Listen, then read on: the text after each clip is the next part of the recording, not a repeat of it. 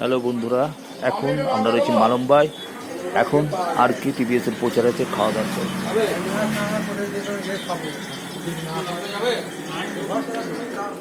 এবার আমরা ঢুকছি খাওয়া দাওয়ার পর্বে।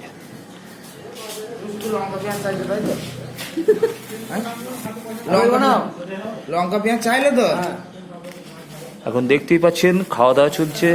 এখন তরকারি রয়েছে 3 রকমের। আর আমার পাশেই রয়েছে টিভিএসের একজন সক্রিয় কর্মী হাসিবুল ভাই, খাওয়া দাওয়া করছেন। বাড়ি থেকে খাবার দাবার এনেছেন। সামনেই রয়েছে আমাদের গাড়ির ড্রাইভার, খাওয়া দাওয়া করছেন।